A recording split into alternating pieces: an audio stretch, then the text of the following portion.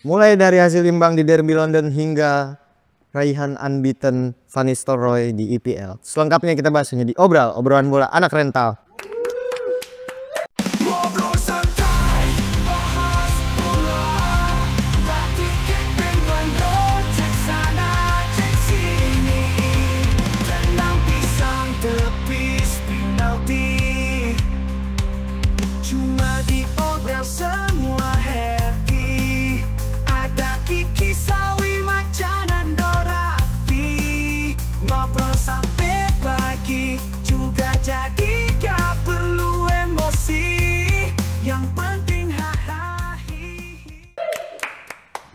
Ketik 1 kalau kamu rindu sama format ini, guys. Berdua, bertiga, bertiga. Kita juga ketik 1 kalau kita kangen sama viewers di atas 100, guys. Kuncinya udah dateng, Nando. Kuncinya berempat. Biar viewers jadi orang lihat. Wah, seru nih. Oh, bahasa MU kalau enggak. Bahasa MU udah sering nonton, cuman Syur Mansur. Oh, bapak gua. Mansur itu Om Mansur itu. Mansur. Nah, ini perkenalan enak ini. Perkenalkan, nama saya Berdimo. Saya adalah host yang memimpin jalannya acara kesayangan kalian semua. Sebelah kanan saya Nando 4/4. Apa itu? 1. Ini kan 4/4. Oh. Di seberang saya ada siapa? Mama gua Dewa. Dewa fans MU sekarang. Berapa poin berarti? 1 di Karabo ya? 7 ya? Ya pokoknya positif lah. Oke, positif lah. Satu seri. Positif banget lah. Sekali seri. Oke, di depan gua ada siapa? Gua Raffi, football is back. Football is back. Kenapa football is back? City-nya kalah mulu. Ke zaman MU lala City menang. Terbalik. Tapi Liverpoolnya lagi kontik sih. Ya, kayak zaman dulu aja. Football is back. Football is back. Liverpool mah biasa, ntar Putrando juga turun. Lah, botol FC berarti. Sama kayak Ntar tiba-tiba MU yang ke-1 lagi. gajah dia. Kan udah football is back ya. Football is back, bro. Ada Ten Hag. Sekarang kita mau bahas kita sebelum ke Manchester, kota industrial, kotanya para pekerja, kita balik dulu ke kota yang menjadi magnet dari Inggris Raya. Ibu kota. London. Berkelana. Derby London, berkelana ke London. Kita melihat dan disuguhkan oleh pertandingan yang menarik. Dua tim yang bertarung untuk memperbutkan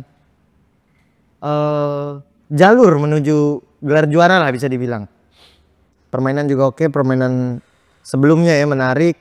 Chelsea di pertandingan sebelumnya habis 8-0, sementara Arsenal mengalami kekalahan. Lu melihat pertandingannya gimana, Fi? 8-0 kan lawan grup band Asia M. Lawan Noah M. Oh, itu Noah ya, lawan Noah. Gua sampai nggak tahu itu nama klubnya apa. Arilnya nggak main loh jago. Ya gua lagi touring lagi sama ada Duda Sumairasu. Jarang banget Liga Pelon kan. Kan jarang Modelik bisa golin. Enggak, nah, kalian kan udah ganti pelatih, kok udah ngenyek gitu sih, kayak seakan-akan gitu kayak. Bukti Bang.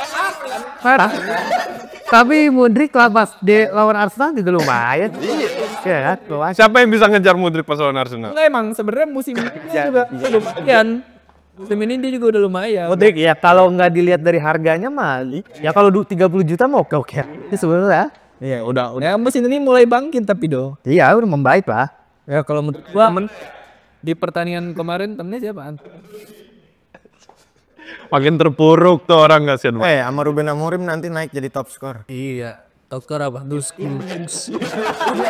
Udah emat top skor tim muda. Jadi jangan. Ini habis cedera terus semua sampai cedera. Jadi boleh main atau tim muda.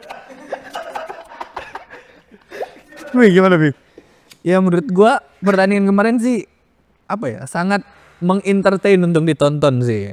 Dari golnya Havertz yang offside kan. Ya dari set piece udah nge-silence.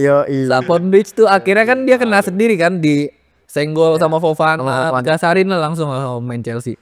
Ya menurut gue jual beli serangan Chelsea Arsenal ya menarik banget sih. Tapi di mata gue ya, gue lebih seneng lihat mainnya Chelsea sih. Mungkin karena di kandang juga kali ya. Dan yang pengen gue kasih tepuk tangan tuh si Casado sih, yang musim ini lagi bagus-bagus ya kalau menurut gue. Dia apa ya, di lini tengah tuh semua keisi sama dia gitu. Nggak kelihatan kekosongan lini tengahnya Chelsea karena ada dia kalau menurut gua. Terus kalau untuk di Arsenalnya ya Odegaard balik ya kayaknya, Odegaard balik. Ya Saka jadi makin jago lagi kan. Pasti. Odegaard balik Saka makin jago, cuman ya tetap overall gue lebih suka ini sih permainannya Chelsea sih. Permainan Chelsea lebih menarik buat dilihat. Maresca emang apa ya? Ya hebat lah bisa ngebangkitin Chelsea dari yang terpuruk musim lalu kan 2 musim lalu. Tapi secara hasil kalau gol Havertz nggak dianulir cuman tipis loh itu. Iya. Menang Arsenal aja. Dari set piece lagi kan. Iya. 5 lagi. Set piece coachnya gila sih. Jatah makan tuan itu set piece itu. Iya lagi bener. Lu gimana deh ngeliat pertandingan kemarin Odegaard is back? Nggak ngaruh aja. Lah, kok nggak ngaruh? Gitu lu remen gitu loh argumen. Karena maksudnya gue setuju sama Raffi. Sebenarnya kalau ngomongin tentang lebih seru ngelihat Arsenal yang megang bola atau Chelsea, gue lebih suka Chelsea yang megang bola pas. Kenapa? Lebih terbuka, lebih banyak lari. Dan iya lebih aktif dan nggak ada yang bisa ngejar pemain Arsenal, apalagi yang nomor 10 Chelsea. Nggak jadi Modric. Terus Kayaknya nggak bahaya juga. Modric lagi bagus banget musim ini loh. bagusnya Modric segini doang. Lagi naik. Belum bantai. Nah kemarin aja yang bisa gitu. Itu siapa di Bonte Rusia? Itu parah banget. Parah banget. Parah nggak bahas politik, nggak bahas praktek, nggak boleh. Ya nggak ada yang ngomong kali kebukin Itu lu Belanda, gue bukin di Belanda Israel. Lu dukung emang? Aduh kalau Israel gue gebukin. Terus berani dia kesini mah. Israel gue kencingin. Dia dong ngebangun rumah sakit kita. Iya dia ngancurin rumah sakit kita. Itu yang didesain sama Ridwan Kamil katanya. Iya. Tapi yang bangunnya kata Pak Prabowo. Yang ini nonton replay gue selebrasi kan. Mobil curhat terus lanjut. Stay in Jabar aja udah maluin. Kagak udah stay di mana aja. Kabar juga nggak jelas. Masa pengen bikin alat gym di pinggir jalan itu. Lihat bener jadi pemimpin. Apa nggak pada tahutin? Jalannya makin ruwet ya kali. Sarannya tuh ini pulang kerja orang nunggu bis tuh bisa sambil nge-gym dulu ya. Elah pulang kerja keringetnya juga udah bau. Udah kerja keras disuruh nge-gym lah. Dikira orang jalan bukan suatu exercise. Pinggir jalan tabrakin motor. Gue itu stay in nowhere aja lah Pak RK lah. Terus deh gue tadi. Ya, aduh sampai mana tadi gue. Ya, lagi Chelsea lebih seru ditontonnya di situ, mainnya lebih terbuka, lebih aktif. Arsenal ketar-ketir di situ walaupun ujung-ujungnya imbang lah. Ya emang game seru lah. Sama kuat juga sih gua ngeliat. Ya. Chelsea lagi kuat banget kan. Makanya kemarin Chelsea itu masih bisa tahan imbang MU juga kan. Iya. Oke. Itu patokan kuat. Sama Liverpool juga gara-gara penalti aja. Iya, patokan kuat itu bisa dilihat dari bisa tahan imbang Van Nistelrooy. Ya bisa nahan imbang Van Nistelrooy, itu kan kuat banget. Emang ada yang bisa ngalahin kak? Chelsea doang yang bisa ngambil poin.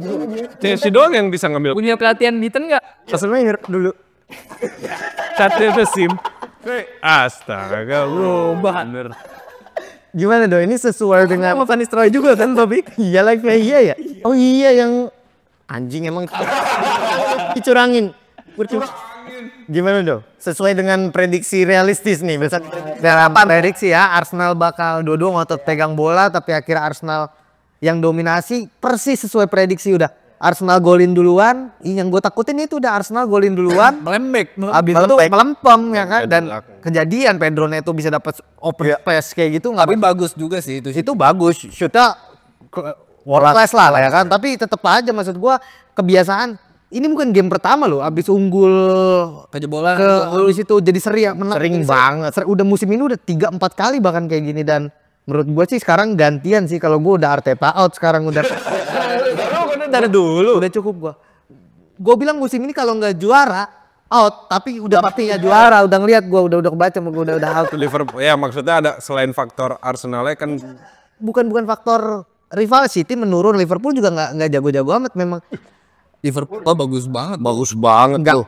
Masih gak stabil juga lah permainannya kalau kita nonton tuh nggak 90 menit yang gila-gilaan Iya, gitu. emang taktiknya dia kan ngandelin counter attack. Iya, Tapi sejauh ini berhasil. Berhasil baru 1 kali kalah apa 2 kali kalah.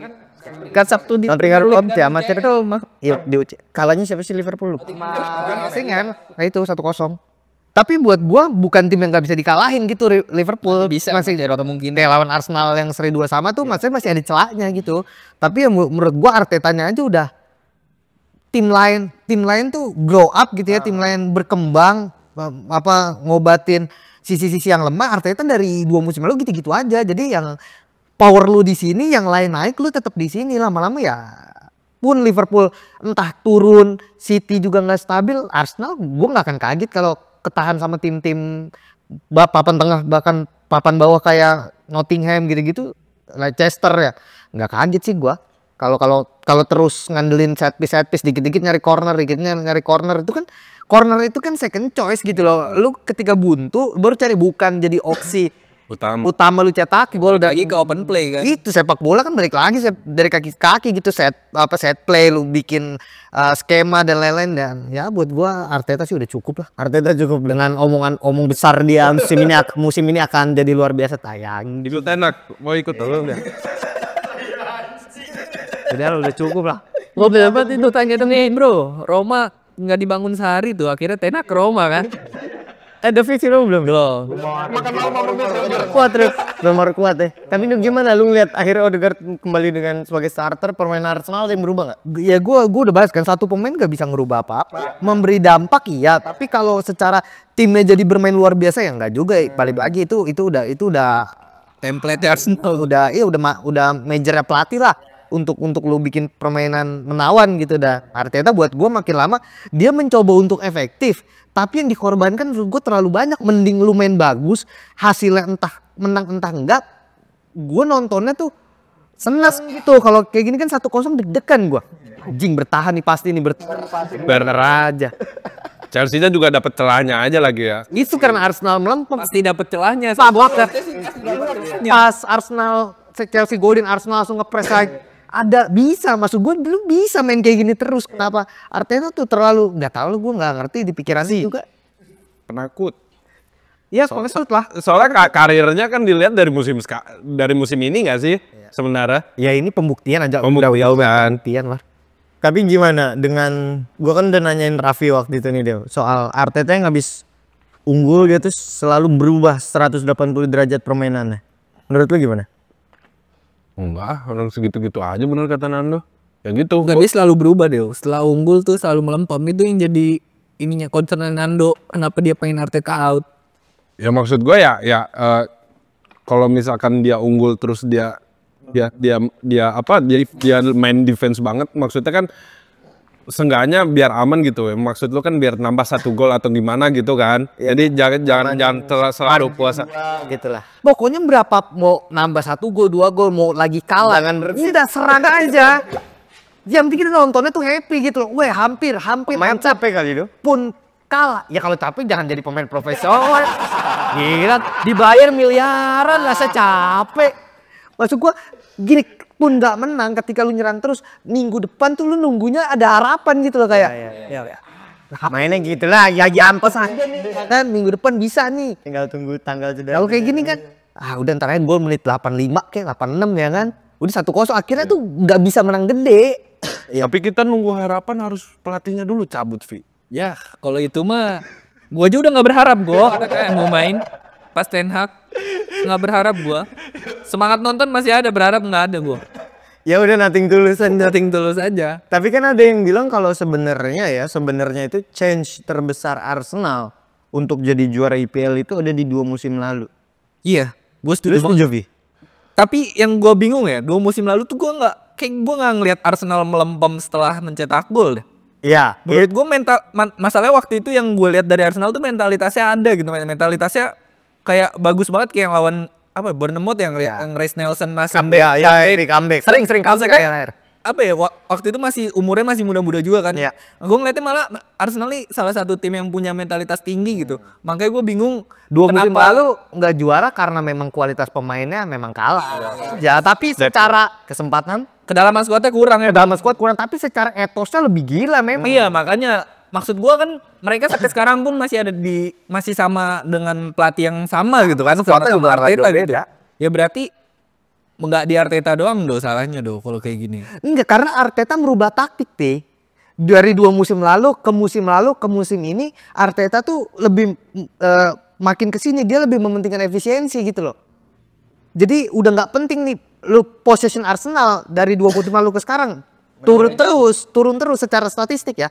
Dari berapa persen tiap di rata-rata gitu sampai sekarang tuh turun terus. Karena Arteta tuh dulu ya lu golin lu tetap kuasain bola. Makin kesini lu golin udah kasih lawan main, tunggu serangan balik. Lu berharap apa dari Havertz, dari Martinelli, serangan balik. Ini salah satu kan karena masih dengan kondisi yang sama ya, maksudnya dengan pelatih yang sama, kenapa nggak dia terapin lagi gitu taktik? Ini masih bisa diubah. Karena 2 musim gagal juara di ini analisa gembel gue ya. 2 musim gagal juara dia muak mungkin. Dia merasa kayak ini nggak bisa nih, gue harus main aman. Udah main aman. Gue seal, kalau udah gue unggul gue seal, gue main counter. Jadinya tapi terlalu banyak korban. Bumerang buat dia ya. Mencelakakan. Dan yang paling gue benci sekarang dia maniak pemain-pemain tinggi. Beli Merino karena udah masuk akal buat gue setis jadi andalan. Tapi seenggaknya kan bisa dilihat Si Saka pengen operasi ditinggiin tuh kan. tapi bisa dilihat jadi kan sebenarnya beberapa gol Arsenal itu kan dari set. Banyak. Tapi lu nggak selamanya berhasil. Kemarin lawan Chelsea 20 corner. Terlalu nyari gitu ya. Nggak, terlalu nyari akhirnya. Ya kayak di sebuah negara gitu ada pemain yang ngandelin lemparan ke dalam dan seluruh masyarakat itu menantikan kayak gimana. Berhasil nggak? Ada momen berhasil lah, tapi kalau Banyak kan enggaknya. lihat gagal banyak juga. Bahrain lempar. Iya, tidak. Ya. Terlepas dari hasil derby London, menurut gue ini hasil yang adil lah. Ya. Itu terprediksi lah. Ya, ini hasil yang fair dan adil. Sama-sama lagi kuat aja. Iya, sama-sama. Ya Arsenal mungkin lagi menurun, Chelsea-nya lagi naik. Jadi levelnya mulai seimbang. Malah ketemu di tengah. Tapi yang nggak fair ini adalah ada satu pelatih yang track recordnya nggak jelas nih. Nggak jelas banget nih orang. Terus apa lah dia? Asisten pelatih, tadinya asisten pelatih doang dari seonggok pelatih berkepala pelontos, tiba-tiba jadi pelatih. Arteta kan asisten Pep kan tadinya dia.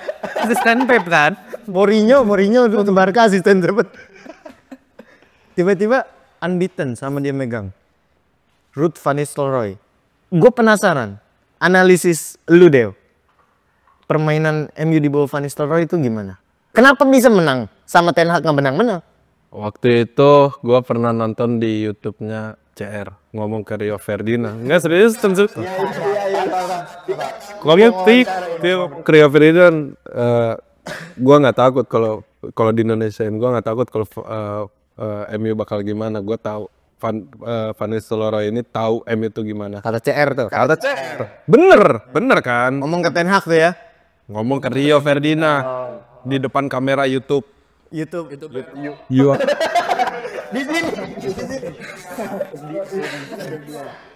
YouTube-nya si YouTube-nya CR.